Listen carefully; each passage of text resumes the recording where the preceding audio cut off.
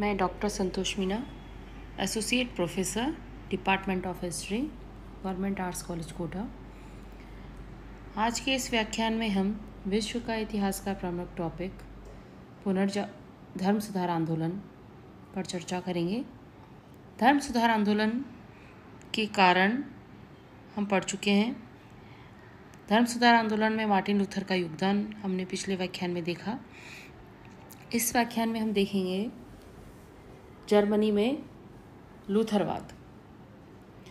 धर्म सुधार आंदोलन 16वीं शताब्दी में ही क्यों और जर्मनी में ही क्यों प्रारंभ हुआ, ये हम देख चुके हैं।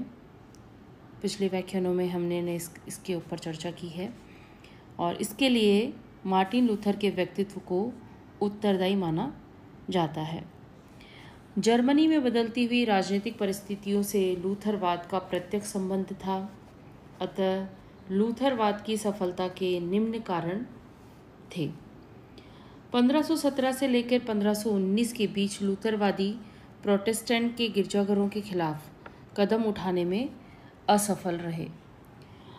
लूथर का विद्रोह 1517 में उस समय व्यक्त हुआ जब पोप का प्रतिनिधि टैटजेल क्षमा पत्रों की बिक्री कर रहा था और लूथर ने इसे खुला भ्रष्टाचार कहा।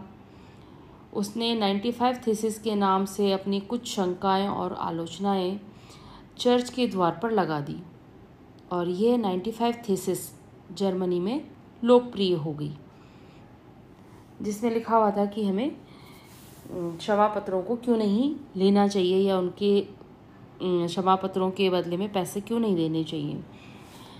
लूथर की मान्यता स्पष्ट थी कि एक ईसाई की आध्यात्मिक प्रगति के लिए पादरियों द्वारा किए जाने वाले अनुष्ठानिक कर्मों की कोई सार्थकता नहीं है।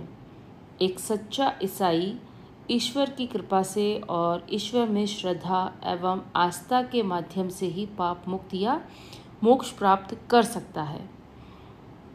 लूथर की गतिविधियों से पोप बहुत क्रोधित हुआ। उसने लूथर को धर्म विरोधी या धर्मद्रोही घोषित कर दिया और धर्म से निष्कासन का आदेश दे दिया। लूथर को 10 माह तक अज्ञातवास में बिताने पड़े और उनकी पुस्तक ऑन मोनेस्टिक वोज उन्होंने लिखी और बाइबल का जर्मन भाषा में भी उन्होंने अनुवाद किया है। इस समय जर्मन 2 गुटों में बंट गया था। एक सम्राट पंचम के नेतृत्व को स्वीकार करने वाले कैथोलिक जर्मन लोग और दूसरी ओर थे लूथर के विचारों को मानने वाले प्रोटेस्टेंट जर्मन। दोनों गुटों के संघर्ष की स्थिति बन गई थी दोनों गुटों में, जिसकी समाप्ति 1555 में आंग्सबर्ग की संधि के साथ हुई। संधि द्वारा लूथर को वैधानिक मान्यता दी गई। प्रत्येक राजा अपनी इच्छा के अनुसार किसी भी धर्म को अपना सकता था। जर्मनी के उत्तरी राज्यों ने लूथर को स्वीकार किया, जबकि दक्षिण जर्मन ने रोमन कैथोलिक चर्च में आस्था जगाई। तो इस प्रकार हम देखते हैं कि ईसाई धर्म जो है अब 2 भागों में वो बंट चुका है, प्रोटेस्टेंट और कैथोलिक। उत्तरी यूरोप जो है वो लूथर को मानने वाला था और दक्षिणी जर्मनी जो है वो कैथोलिक धर्म को मानने वाला था। अब हम देखते हैं इसके परिणाम।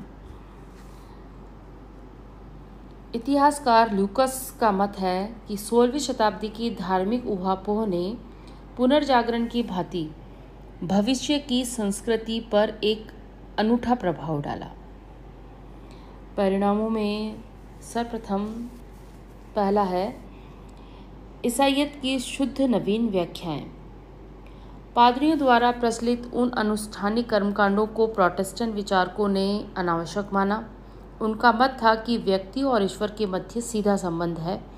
चर्च, पोप, पादरी ईश्वर के विनम्र सेवक मात्र हैं। इन्होंने अपनी शुद्ध नवीन व्याख्याओं से ईसाईयत की रूढ़ियों और आडंबर की जड़ता को दूर किया या उसको मुक्त किया। दूसरे परिणाम के रूप में हम देखते हैं ईसाइयों का द्विध्रुवीकरण या विकेंद्रीकरण।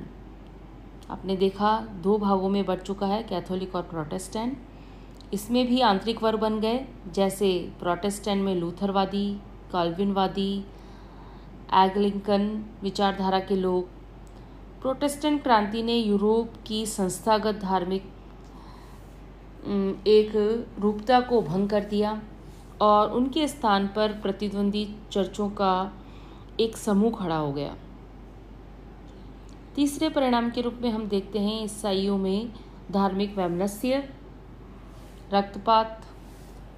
2 गुटों में बंट जाने के कारण असहिष्णुता, वैमनस्य और हिंसा बढ़ गई, जो इसका दुखद परिणाम था।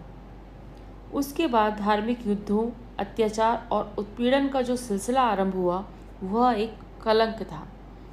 फ्रांस में 1562 से 1588 तक 8 धर्मयुद्ध लड़े गए। 1618 से 1648 तक जर्मनी में 30 वर्षीय युद्ध लड़ा गया।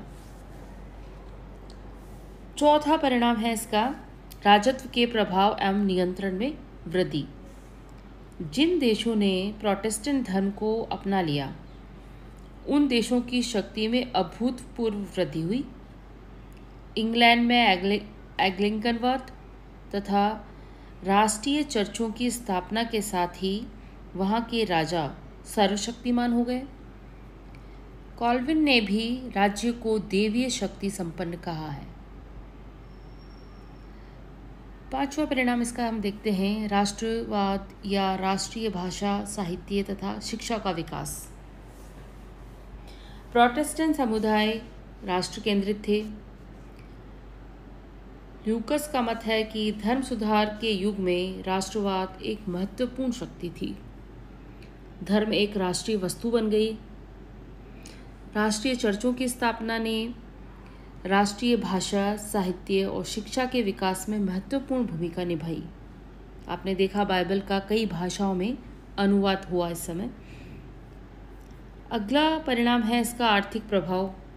आर्थिक प्रभाव में आप देखेंगे चर्चों और मठों की संपत्ति पर राज्य का अधिकार हो जाने के कारण इस पूंजी के उत्पादक का प्रयोग की संभावना जो है खुल गई। पहले जो पोप के अधीन धन संपत्ति थी वो अब नहीं रही। नेक्स्ट परिणाम इसका हम देखते हैं प्रतिवादी धर्म सुधार आंदोलन या रोमन कैथोलिक चर्च में सुधार। रोमन कैथोलिक चर्च द्वारा प्रोटेस्टेंट आंदोलन की सफलता से भयभीत होकर अपनाई गई इस आंतरिक सुधार प्रतिक्रिया या प्रक्रिया को प्रतिवादी धर्म सुधार आंदोलन हम कहते हैं। तो इस प्रकार हम देखते हैं कि धर्म सुधार आंदोलन के क्या क्या महत्वपूर्ण परिणाम हुए। तो इस प्रकार ये धर्म सुधार आंदोलन समाप्त हुआ। धन्यवाद।